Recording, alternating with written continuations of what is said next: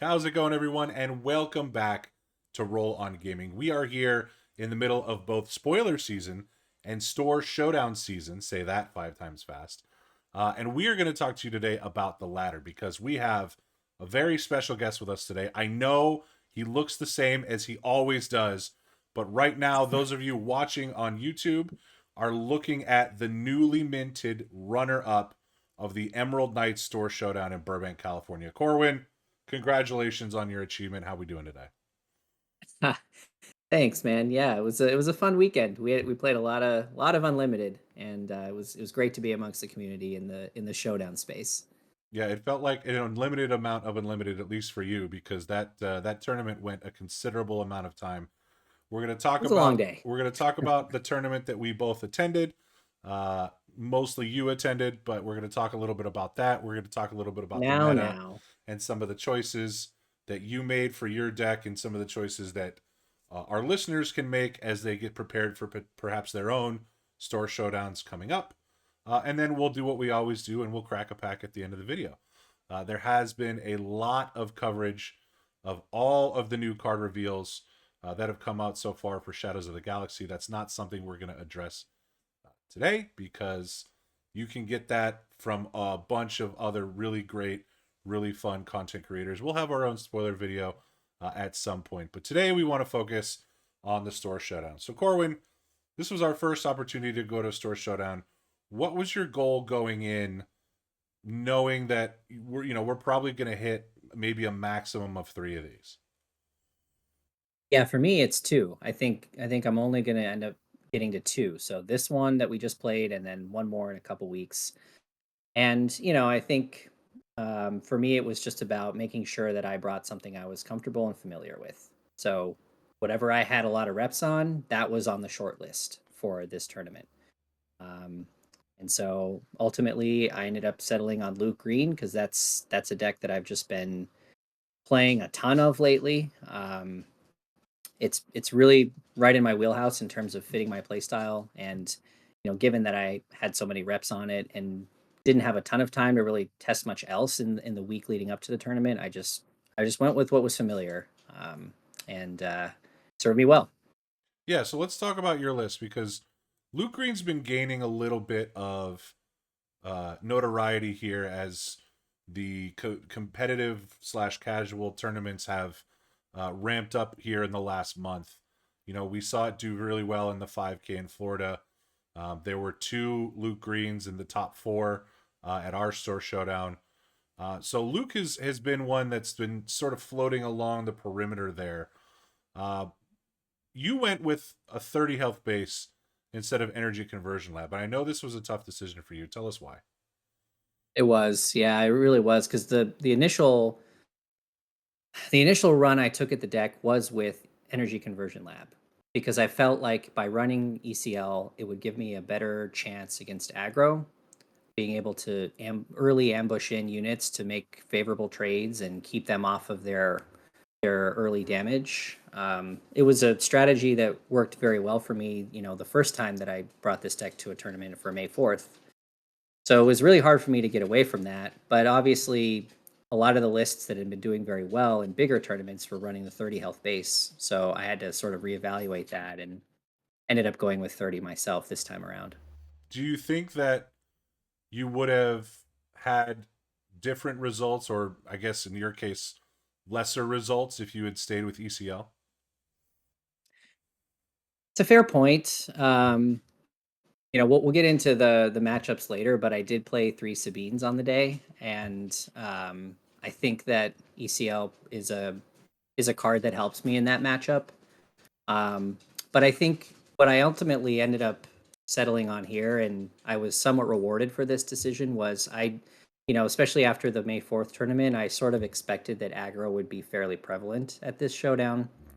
And so I made the decision to just go with the 30 health base and then almost pre-board my deck for aggro instead of going with ECL. So like Devotion is a card that was originally in my sideboard and ended up in my main deck for this tournament. Um, I added a third wing leader to help me kind of keep pace with the aggro decks trying to pump their guys. And so, there are a couple of choices I made there, which just kind of allowed me to still kind of stay with aggro while running the 30 health base and having that extra cushion. Yeah, and I see a lot of that manifested in your list. I mean, one Vanquish to me is unheard of, but there aren't a lot of cards in Sabine aggro that you really want to be playing that card with. Because you can get a lot more value out of something like a takedown, or I saw that you ran 2 copies of Vigilance. There are a lot of 3 HP units in something like Sabine, where Vigilance can really end up paying dividends if you're defeating a unit and healing 5. Um, in your sideboard, there's one card that's hidden by your rather sizable head, and that's the second copy or the third copy of Home One. What was the top end looking like for you in those matchups? How regularly were you getting to your 8 resource rounds? Not very much against Sabine, but as has been said in other places, if you get to 8 and can redemption against Sabine, you basically win. So the redemption was there for that reason. The second one came in games 2 and 3 to try to help me get to that a little bit sooner. But obviously, like Obi-Wan against aggro is a real powerhouse. Like he really holds down the fort for you if you can get to turn 6 or turn 5, 6 resource. And the Bright Hopes do a ton of work too. Like the Bright Hope and the Obi-Wan are really the stars of the show. If you can get those guys down, you're feeling pretty good because that's going to stop a lot of damage. Sure, they have Spec Force Soldier, but um, that helps them for a round, and a lot of times you still have ways to deal with that, even if you take a little bit of extra damage through your Sentinels. So um, getting to Obi-Wan, Luke, and Redemption, that's basically the win condition for this deck against Sabine, and more often than not, I was able to get there. And it's interesting you say that, because if your win condition is your top end, I would think in playing green, you'd want to get there as quickly as possible, but you don't have resupply in this list. What was the decision I point took it there? out. I took it out. Yep. And it was definitely another decision that I went back and forth on in the week leading up to this. But ultimately, like I said originally, I wanted to pre-board against aggro. I'm never resupplying against aggro ever. They're coming at you too fast and doing too much damage for resupply to be worth it. You need to be able to interact with them every single turn leading up to Luke deploying. And if you can't do that, you will just take too much damage and you won't be able to stabilize. So resupply came out, and it came out of the sideboard because um, the control matchup. It's kind of, for me, it's kind of a similar thing. Like you still want to be presenting threats against control for them to deal with, and resupplying, while it's nice to sort of get to your bigger units faster. I just felt like I really wanted to keep applying pressure even in a mid-range deck. So I just cut it all together, and I really didn't miss it. Well, I want to hit on one more thing about your sideboard, because since you brought it up, the sideboard, and then we'll get into some of your matchups on the day where you were triumphant. But Spark of Rebellion out of Aspect. Take us through that. Yeah, I mean, it was just a last ditch effort to sort of stay relevant in the control matchup. Um, but as a segue into talking about matchups on the day, like the first opponent I played was running the Boba Blue control deck, and it honestly didn't matter. Like Spark of Rebellion might have discarded something, but he just brings it back with Bounty Hunter Crew. So it's not like super effective in that particular matchup. And to me, Luke, unless you're really teched out for control, which there was another Luke list in our tournament that was and had success against that deck. But against my version, it's like a 90 to 95% loss rate. Like I can't hang with it. There's just not enough I can keep on the field. Game two was a little competitive, but ultimately I just bowed down to that deck. Bounty Hunter Crew. That card I think was a little bit slept on coming into Spark of Rebellion, and the with all Well, it the definitely did some work for you on Saturday, right? yeah, yeah. Really? Not a lot did work for me on Saturday. But we'll get to that in a bit. I'm glad to see Bounty Hunter Crew get its due. I think there's just so many there's so many high impact events that are out there that you can return and recycle to the point where you're stoked to see a bounty hunter crew if you have the tempo to be able to play it and hold out another round. You can bring back anything. You can bring back a surprise strike. You can bring back a vigilance. You can bring back a vanquish if you need to get rid of something. You can bring back a super laser blast. I'm saying all yellow blue cards, but that's okay. Um, yeah, bounty hunter Well, crew. it's really strong. I really like. So okay, so you lose round one. So now it's time to submarine. Okay, so now we're getting into what I assume has to be your first Sabine of the day since you played three of them. What happened in your second round that and I guess subsequent rounds that led you to take out the opponents and find your way to the top eight? Yeah. So obviously, never want to drop the first round, but it happened. So had to battle back. Second round was against a Sabine Red, so mono Sabine. Got that matchup 2-0. Was just able to use my shields and my sentinels to keep him at bay, and um, didn't have too difficult of a time there. Some timely healing certainly helped.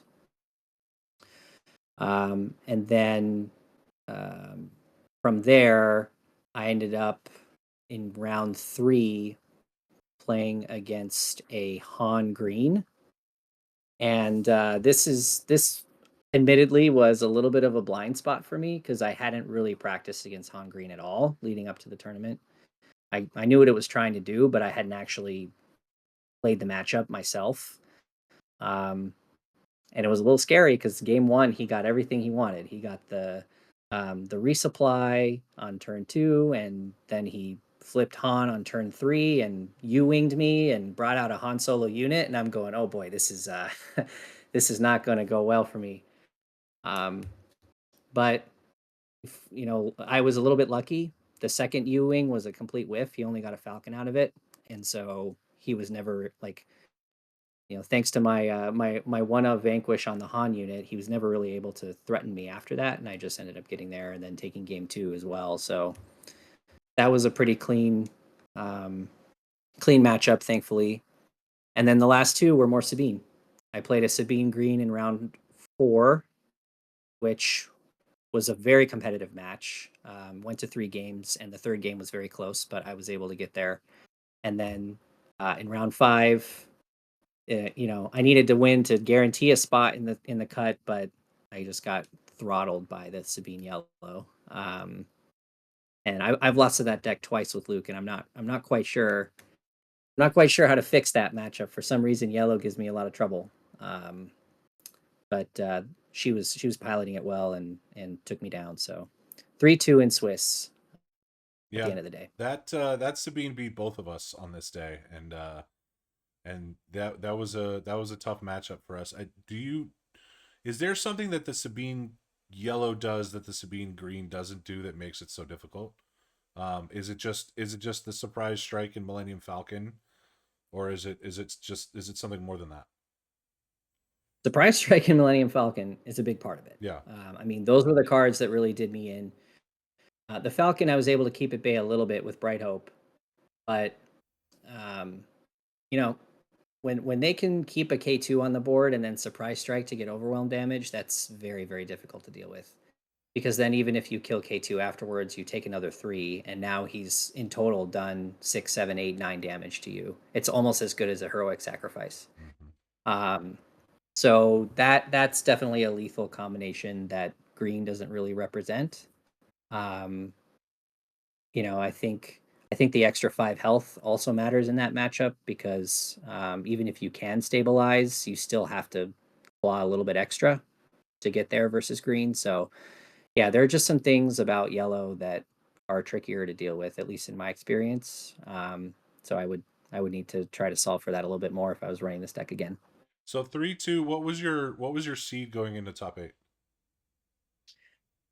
Thankfully, I got in. I think there was a 3-2 that missed the cut, so I ended up being 6 6. going into the top 8, and my first my first match there was against an Iden Red hard control.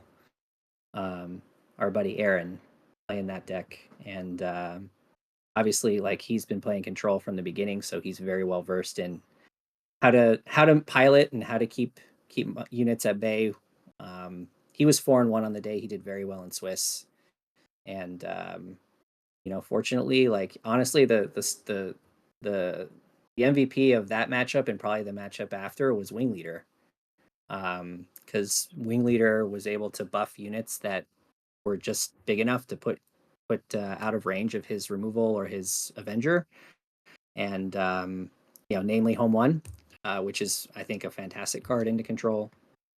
And so Home One, Wing Leader Home One, won me that game, and I actually milled him in a second game, which was really funny.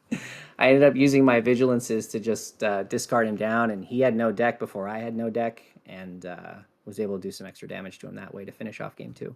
Yeah, I was watching that game, and he did not have a lot of damage on his base, but you milled him pretty quick in the sense that, there were still 3 or 4 rounds after you milled him where he was just eating 6 damage because he had to. So it Yep. wasn't like it was the last 6 damage for the victory. It was literally like, okay, now I have to survive and slog this out while he takes damage every time the round ends. Right, exactly. And I made the decision. It was a split-second decision after game 1 where I was sideboarding like I normally do and was exchanging cards, and then I was like, well, he is also on the Vigilance mill plan. So maybe I should just throw most of my sideboard into my deck and go above 50. And I'm glad I did that because um after I got him down to no cards, I still had 4 or 5 left in my deck. So I wasn't taking that extra damage, and that ended up being a difference maker. Yeah, it certainly did. So top 8 get the win. Top 4, you have to play against another one of our buddies, Mike. Yes, the mirror. I was like sad and not sad for this to happen because obviously, like, it would have been great for us to both make it to the finals, but simultaneously, because the two of us have been working on Luke Green so much, it was great to know that at least one of us was going to get there. Um, so I had mixed feelings about it, and obviously, Mike's a good friend of ours, and he pilots the Luke Green deck very well. Again, in that matchup, it was Wing Leader stealing the show. I just decided that I was going to make my Luke Leader bigger than his Luke Leader, and that's how I was going to win. And in both games, I managed to do that. I got a Luke Saber down in game 1, and then in game 2 on the flip turn, I Wing Leadered twice to turn Luke into an 8-11, and even his Obi-Wan and other stuff that he dropped, just like it couldn't save him at the end of the day. So that was another 2-0, and on to the finals. Not very many things can stand up to an 8-11 Luke that's giving out shields left and right It's when giving out when you shields. Yeah. remember to give them out. And then Yeah. finally, Yeah. It was a long day. I definitely missed some Luke triggers. I did not play like the cleanest top cut, I will admit, but did enough to get myself there. you run into the big winner of the day, who pretty much dominated from start to finish, and that was Andrew on Boba Yellow. Yeah, beast of a deck. I mean, he didn't lose a match the entire day, including in the finals. The very first game, he just totally blew me out. Like he had every bounce spell, which that's what kills this deck. Like Luke Green, Luke, and really any version of Luke, I think, is just so prone or so susceptible to bounce effects. Because you're trying to Sentinel and shield up, and then if they return that unit to your hand and you're exhausted on resources, you have no answer. And Cunning is lethal in that sense because they can do that and they can give a +4. So game 1 was over quick because he got all of that off. Um, I bounced back in game 2 and was able to get early Luke unit and redemption thanks to our friend Alliance Dispatcher. So that really helped me kind of take control of game 2 very quickly. And then game 3 was very competitive. I didn't really do any damage to his base because I was doing everything I could to control him, and I did that, and I felt like I was in a really good position until until that cunning just blew me out again. Exhaust two, swing a 1 unit +4. I took 10 damage that round and just couldn't recover. So yeah, that Boba Yellow deck is lethal. I knew it was a tough matchup going in, but at least it was a competitive finals, and I was just thrilled to make it as far as I did. Yeah, and at the end of the day, you got your Mace Windows, you got your full play set, which is a Full play dub, set. and then you got a few packs for your troubles. And what did you pull in your packs, in your spoils of war here? Three prize packs include on top of the promos, and they contained a Vader and a super laser blast. I So mean, not going to complain about this that. guy over here, just rolling in riches right now. Well, it was a lot of fun to watch, and yes, I was watching because I did not do as well as Corwin. But congrats are in order. Always cool to see someone you mess around a lot with get far. And a lot of members of the group that we play with regularly made the top 8, which was awesome. So it was a fun tournament. It was a fun tournament for one of us. It Um, was, and definitely want to give our playtest team credit. You and our boys, Aaron, Mike, Ops. Um, we all worked pretty hard to prepare for this tournament, and three of us made the top 8. mhm. So it was pretty awesome to see those results come through. And um, you're next, Kevin. You're Yeah. next. Well, there's not much to say on my end because I do find that history tends to repeat itself. In Star Wars Destiny, our sort of podcast and our sort of relationship was defined by you playing a deck that fit your play style and doing well with it, and me playing a deck that I liked the characters in and losing. And that seemed to be the exact same thing that happened here. So there, I put out a poll on our social medias about whether or not I should play Grand Admiral Thrawn in a Store Showdown. And although the number one answer, there were two yeses for different reasons, and there were two nos for different reasons. And although the most popular single answer was no, for time purposes, which was valid, um, Valid. Yep. more people chose yes options. Um, so I went with it. It was no coincidence that I had the most reps on it of almost any deck that I had been playing, except the Vader deck that I played in a May 4th tournament. But that deck, at least the version that I had ran at the time, was not good into Sabine, and I figured we'd see a lot of aggro. Thrawn also not as good into Sabine, but the matchup is winnable, and it's winnable if things go well and if I play the right way, and it's winnable. So I said, okay, well, I'm either going to have no chance against the aggro, or I'm going to have some chance against the aggro. And I hadn't had as much time to play test as you guys did, so I said, well, I'm going to take something I'm comfortable with. So I took Thrawn. Game one, sure enough, matched up with Sabine, the Sabine Green player that you played, I believe, in round 4 that you ended up beating. Yep. And I took game one, which was awesome.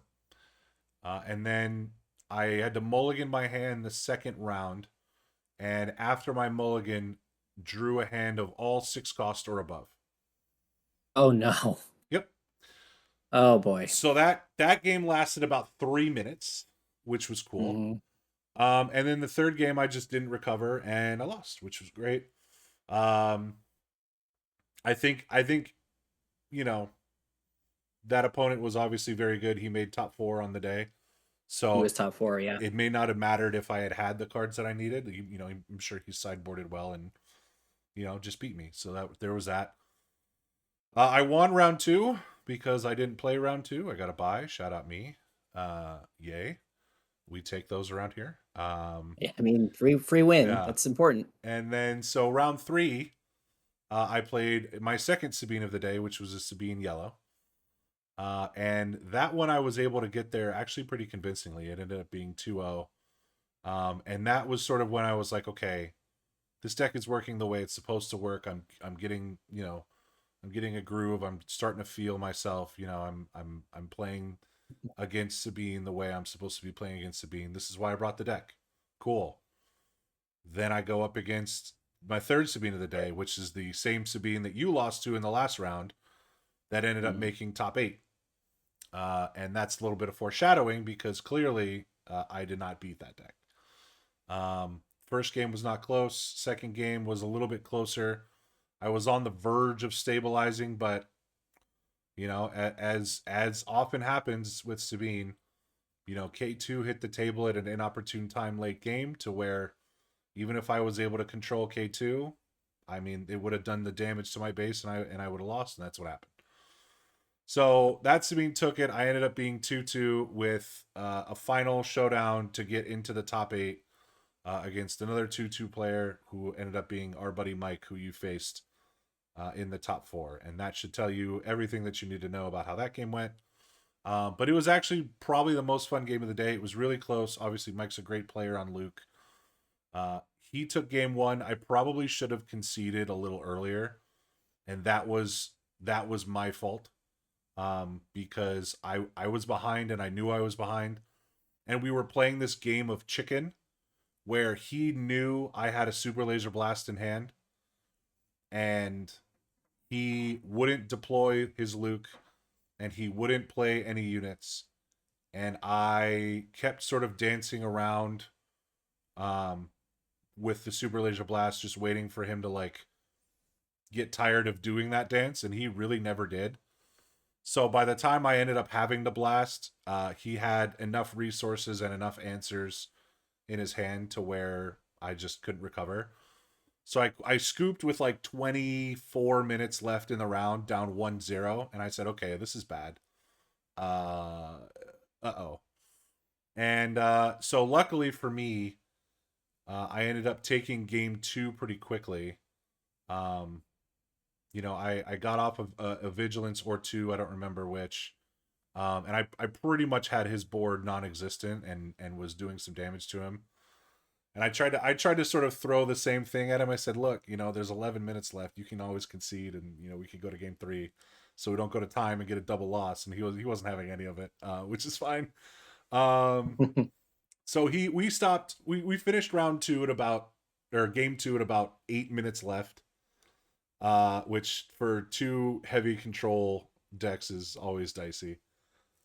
So long story short, we ended up going to time, and I was rushing, he was rushing. We had one phase left basically, and I was able to control everything on his board except for an escort skiff, and the escorts he took initiative, and the escort skiff was enough to finish my base off, and he won at the buzzer and made it into top 8, where he ended up winning his top 8 match and then went on to face you in the top 4. So uh, it was on paper 2 and 3. I finished in 11th place, but really it was 1 and 3 because I had a bye, which doesn't feel great.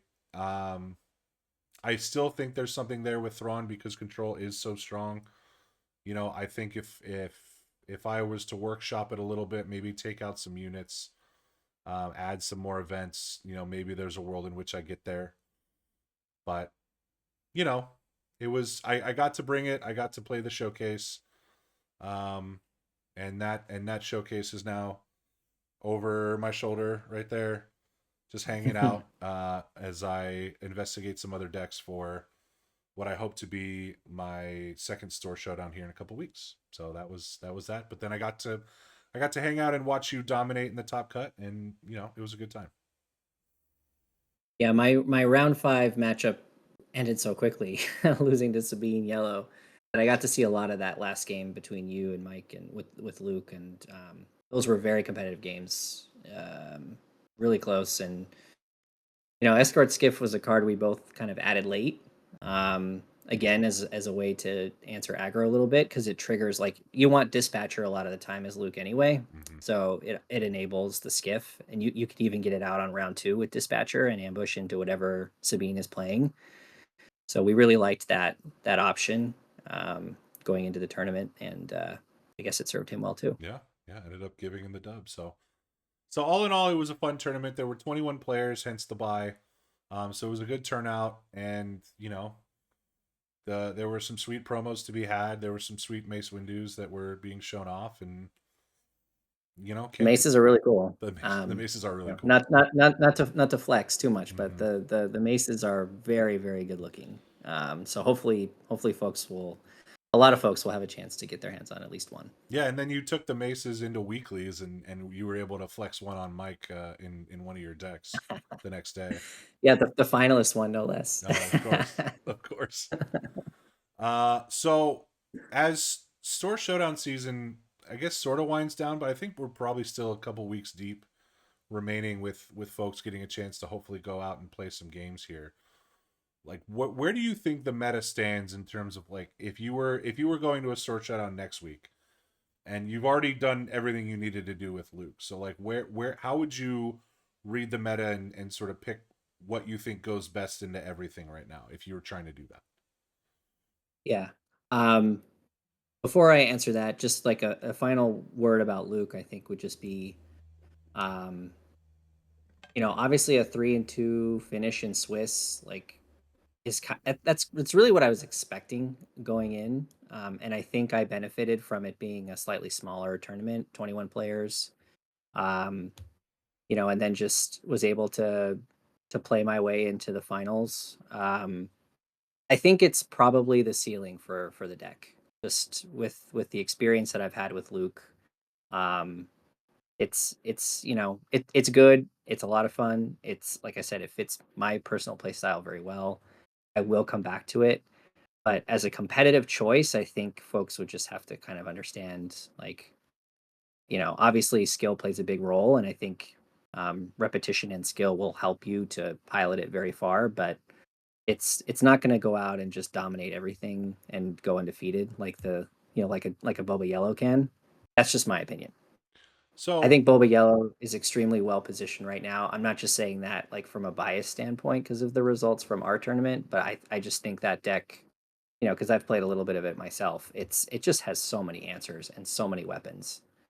It's a really really strong choice into basically any matchup. It's like never out of a matchup because of the things that it has at its disposal. So I just continue to be very impressed with Boba Yellow in general and how it's matching up against everything right now. I do find it interesting that you think that 3-2 is the ceiling for Luke when we did see it do really well in Florida. Now I realize that was around a month ago. So do you think the meta has shifted that much because of what else we saw at that tournament with the rise of Vader Blue and heavy control, that like that's why Luke's just not as well Yeah, positioned as it was then? I think that's what it is. I think personally, in my experience, the control matchup is very difficult for Luke to win. And if he is going to win it, he's got to bring in all of this crazy stuff, you know, out of aspect Spark of Rebellion. I've seen, there was one list that was running Bodhi Rook just to get off of a U wing to be able to snipe super laser blasts and other key events from control hands. I mean, you kind of have to get weird with it and almost like build your deck to fight control to make sure that you are competitive in those matchups. That's not really something I'm looking to do. I mean, again, I brought Luke because I thought I'd see a lot of aggro, and I thought I had a good matchup in aggro, and I knew how to navigate that matchup, and that's exactly what happened, and that's why I did well. But I just think the control, especially the hard control, it's very, very difficult for Luke to get there because he's just not fast enough in the beginning to really get underneath in a way that's going to allow his top end to get him there later. So Boba Fett confirmed still good. Do you Confirmed still good. do you like the yellow version better than the green version at this point? I mean, I I haven't played as much of the green version because I don't have any Vaders, or at least I haven't until now. Now I have one. There you go. But I haven't really played a lot of the green, so it's hard for me to say. But um, based on my own experience with the yellow and playing against the yellow, yeah, I mean, I just think it has a lot of answers, and The one thing I worry about with it is, because you're as Boba, you're playing a lot of cards out of your hand early because of the resources that you're readying. Um, so you're kind of playing off the top of your deck a lot sooner than other decks are. But again, because you have so many strong options, that's not necessarily a hindrance to you. So I really like the Boba Yellow deck for those reasons. I think I would give it the edge over green right now, but that's also because I'm not as well versed in the green personally. So 4 cost cunning over overwhelming barrage. Got it. Noted. Good to know. I mean, both are excellent choices. Obviously, that's why both Boba decks are doing very well. Um, and I think the introduction of Gamorrean guards into the green list is like super powerful for that reason. Like it turns Barrage on the same turn as Boba flips. If they don't ramp, like that's a pretty significant change to me. But um, yeah, I think both are obviously very strong choices, and I don't think anyone that's choosing to bring either of those Boba versions, and honestly, the Boba Blue too.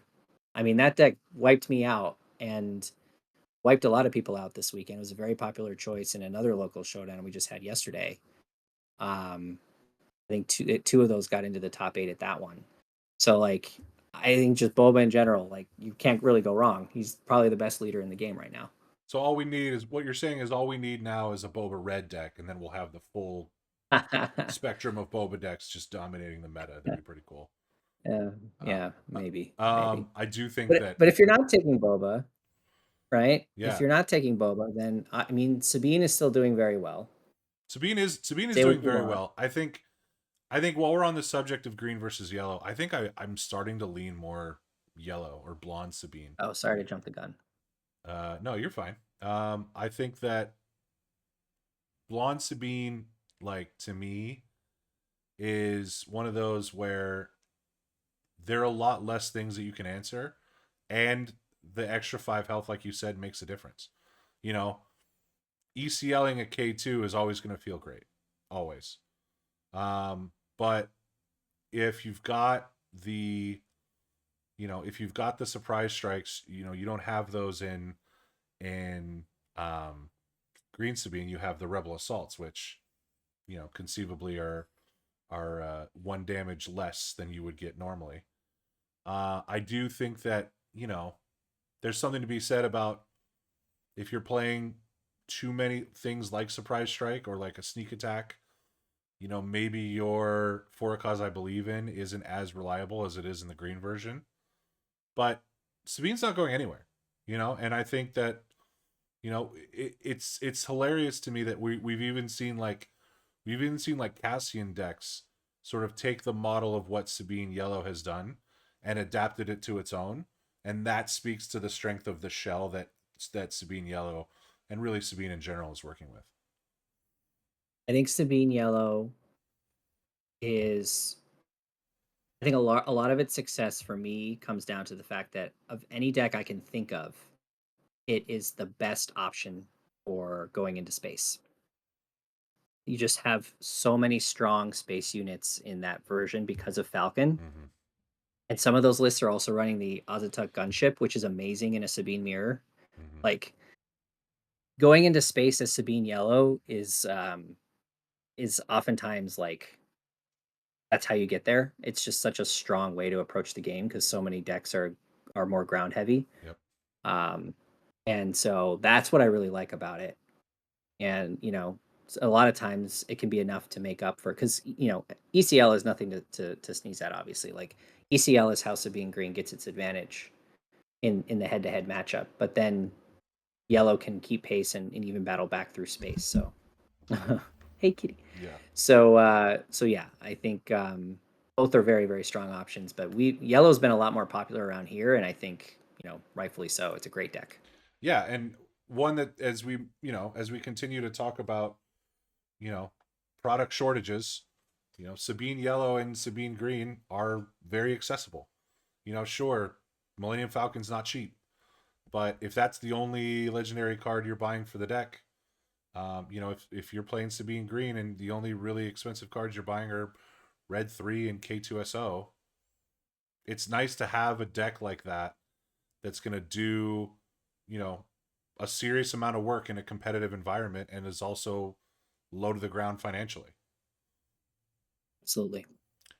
Yep. What I want to So know, well, I was going to ask you, yeah, as someone who's been playing a lot of control yourself, yeah. control to like mid-range control, where do you think that those decks stand right now? How are they going to stack up going forward?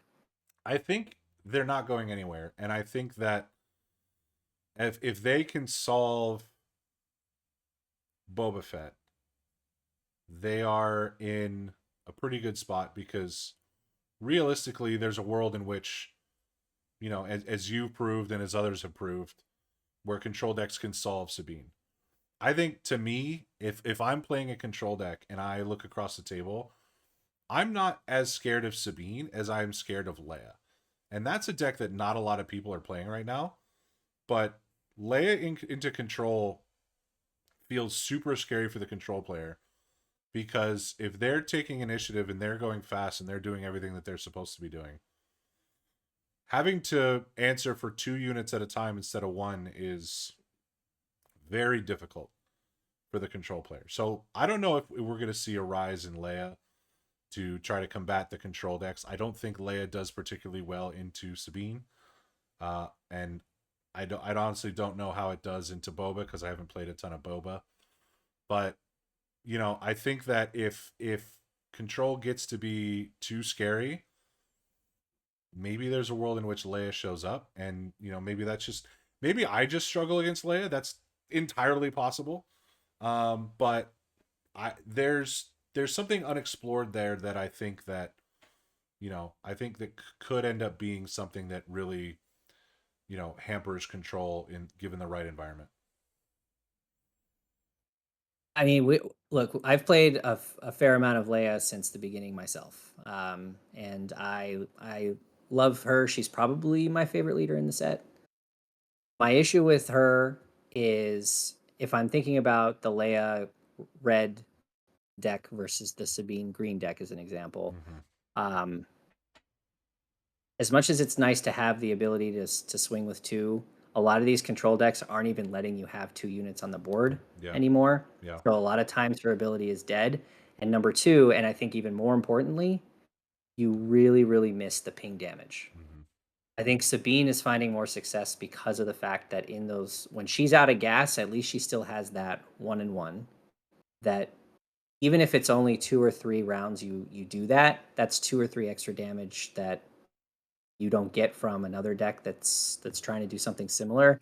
And I think that matters. I think it really is like an every damage point counts scenario against hard control, which is why I would give Sabine the edge right now. Yeah.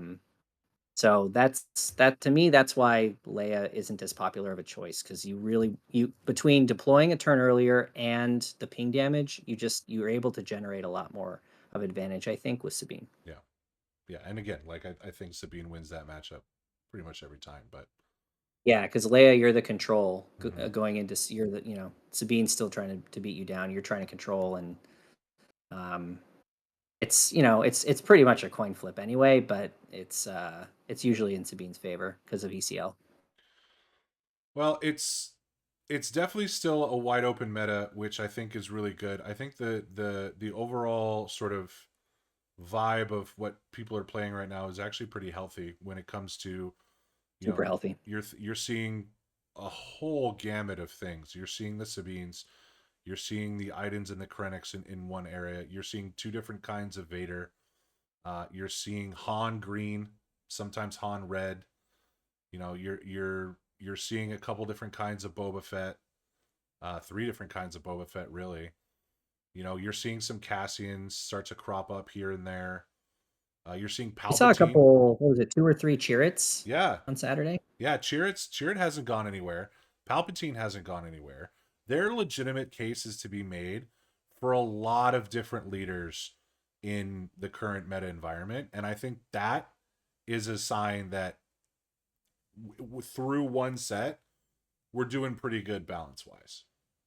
Yeah, I mean, if you're not IG88 or Jin, Oh, like you probably have oh, some type of place in this meta somewhere, even if it's more in the tier 2 range. yeah, No shade to Pops, yeah. but I think the other, what is it, 16 liters, like Hmm. for the most part, like they all have some type of place. Even like Inquisitor, some of the Inquisitor decks are Yeah. really cool. And yeah, I think it's awesome. Like the state of the game, like from a competitive perspective right now, in terms of how balanced it is, it's just really awesome. Oh, Like that, it 100%. out of the box since that one, they've designed a really, really well balanced game. Yeah, and we know Grand Inquisitor is going to get better in set 2. We know that already. We do. Yeah. So, He's got some really, really good tools coming. yeah. So I'm excited to continue to see what we get from these tournament results. I'm excited to see what we continue to get in the way of Shadows of the Galaxy spoilers, because those have been really exciting to think about. I like the fact that we're sort of slow rolling some of the villainy leaders and saving some of those. Um, I like I said, I can't wait for my guy Maul. I'm hoping he's a leader. Yes. I don't. I mean, it, all but confirmed he's in the set because he's one of the main pieces of the cover art. So don't know if it's going to be a leader, a unit, both, neither. Don't know. Hoping he's a leader. Hoping I can rustle up some stuff to trade for a showcase at some point if that ends up being the case.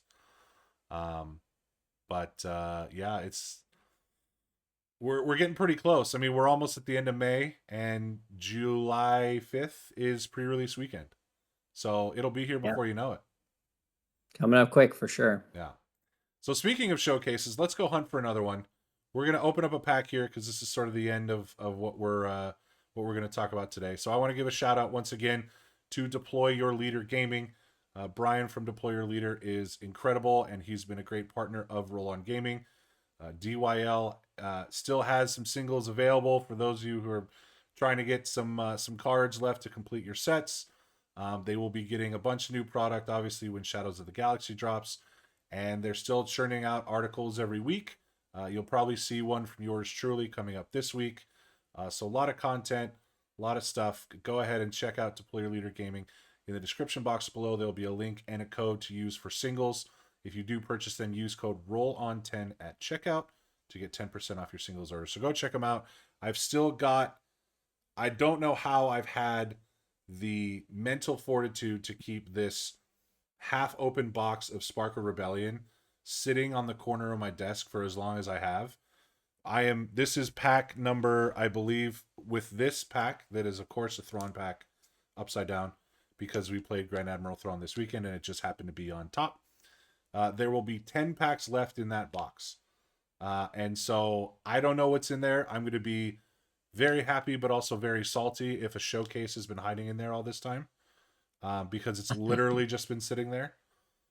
So I guess we're going to have to do more videos so I can keep opening packs between now and July 12th, I guess, when boxes come in. But again, shout out to Deploy Your Leader Gaming. I did purchase this from them way back when, and it's just been hanging out. So we're not gonna do the top down camera today. We're just gonna open it up right here in front of all of you, and we're gonna do this so that you can see I'm not stacking packs here. We're opening it up. Let's see what we got. I'm gonna show you the first card, and if it's a showcase, you can freak out. Ready, set, go. No, not quite, but it is Grand Admiral Thrawn. Look at that. So We appropriate. did see the Grand Admiral himself. All right, and then there's a base behind, and that is Dagobah Swamp. Get out of my swamp. All right, so let's see if these are upside down. They are. Great. So we'll do it like this. All right, so we got a Rugged Survivors. Look at that. Very cool. We have a Imperial Interceptor, a Resupply, a Academy Defense Walker, a Precision Fire, Metal Ceremony, ATST, 7th Fleet Defender, Frontier ATRT, very exciting. There's a bib. We love to see a bib. Ib. Mon Mothma. Ooh, there's a Ooh, hyperspace takedown. That's pretty. Let's take a look at that. Got a yeah, we nice like got that. a nice play set of those, but I'll be sure to put this one in the trade binder. And then behind there is an Electro Staff. Alrighty. This one should be pretty decent rare in the next set.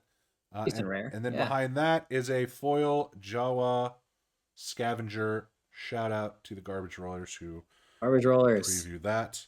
Get excited. All right. So that is 10 packs left to go. We're not going to open another one here because got to save them. Maybe if we don't hit enough videos between now and July 12th to get through all of them, we'll do them all in one big happy opening before we get there. But that is going to do it for us here at Roll On Gaming.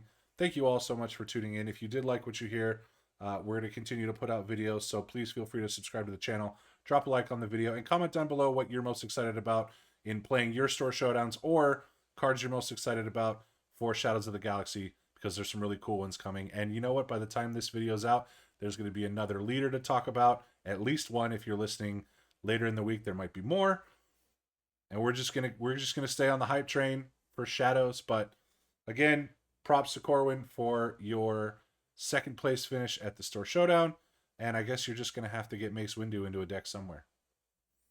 Yeah, well, that's the plan for Showdown number 2. We'll see what happens. All right. Well, that's gonna do it for us. Thank you all again for tuning in. Take care. Have a good one.